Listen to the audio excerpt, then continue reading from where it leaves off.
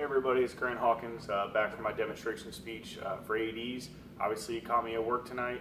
It's about 8:30 on Saturday night trying to get this wrapped up. So here goes my speech for AEDs. Every year 325,000 people die of sudden cardiac arrest. 95% of the victims of cardiac arrest die within the first 3 to 5 minutes if help has not arrived on scene to either start CPR or provide one of these fancy machines, which is an AED that can shock them out of a lethal rhythm. A lethal rhythm, would be considered VTAC, which is ventricular tachycardia, or VFib, ventricular fibrillation. People see on TV all the time VFib, it's the squiggly lines on the monitor. This AED, automated external defibrillator, can be found in malls, pools, public recreational spots, or even firehouses. They range anywhere from $800 to $1,700 to $1,800. Anybody can buy them online. They're sometimes kept in a big white cabinet. This one here is what we keep with us at work. It is a LifePak 1000. Comes with AED pads, and it has a battery that's not changed for a minimum of 3 to 5 years. The LifePak will shock somebody at volts of what we would consider a normal person 3,000 volts, or to us in the EMS world 200 joules. The joules will actually shock somebody out of that lethal rhythm if only they're in one of those two rhythms that I earlier described, the VTAC or the VFib. To use one of these AEDs, you go first by pulling it off the wall and bringing it down to your person that you found that's unconscious, unresponsive, or not breathing that you've come across. You could be a trained professional or even just a normal layperson or a good Samaritan. Somebody's on the ground and they're unresponsive. The first thing to do when you pull the AED off the wall is open it up. There's a green button on the AED. You want to press it to start the machine. The machine's going to talk to you in almost electrodes. 80s digitized voice, as you heard her say, connect electrodes. She's actually wanting you to, depending on the size of the person, place adult defib pads or child defib pads. So just for say of today, this is Bob. We're going to connect the adult defib pads. Check connector and electrode. She's going to talk us through prompts. She wants us to put the defib pads on the patient. One pad is going to go on the upper right chest. The other one's going to go on the lower left side of the rib cage. It works by detecting the heart rhythm from one side to the others if there is one of those heart rhythms. Connector She'll continue talking to you and prompting you through the whole thing, but for today I'm going to just go ahead and turn it off for this minute. As the pads are connected to somebody, like I said, it's going to go ahead, monitor the rhythm of what the person's heart is in. If the person's found down in a pool because they were drowning, you want to make sure the person is completely wiped off and dry before you apply the pads on them. If not, it's not going to work properly.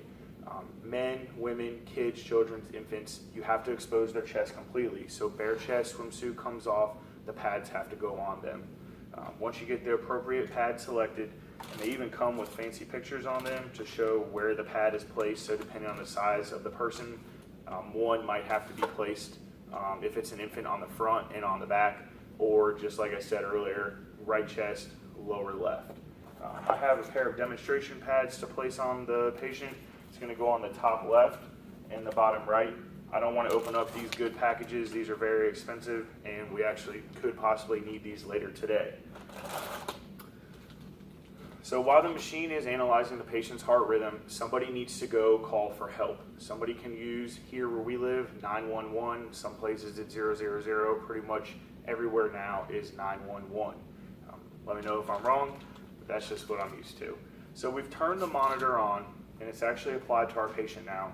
So it's monitored and analyzed the rhythm. For today, we're going to go ahead and say that the patient is in one of those lethal rhythms, VFib or VTAC. Electrodes. So we're going to let her talk back in her digitized voice again to tell us that we want to connect electrodes. At this point, it's actually going to start analyzing the rhythm. Connect electrodes. She thinks that obviously there's no pulse on Bob here, so it's not going to matter.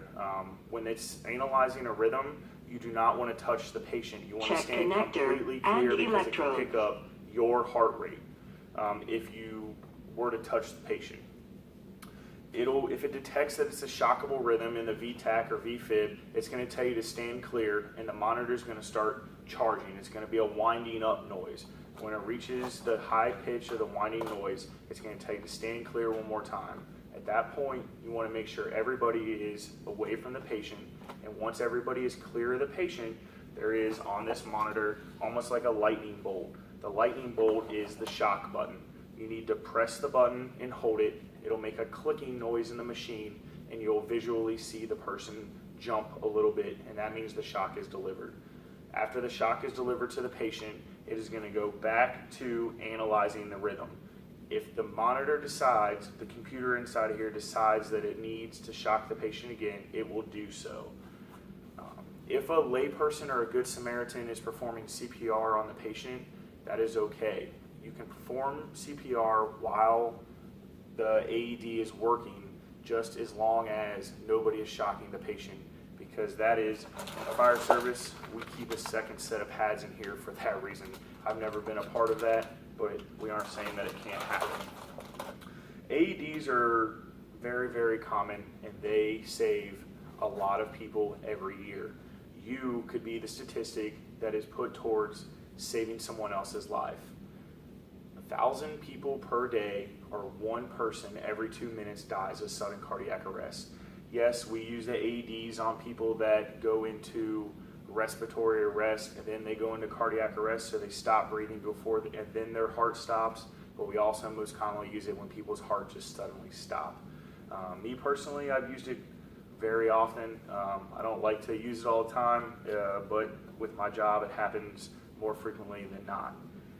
This is by no means a demonstration for you to go out and be CPR certified. I highly advise everybody to become CPR certified. You could be the one to make a difference. And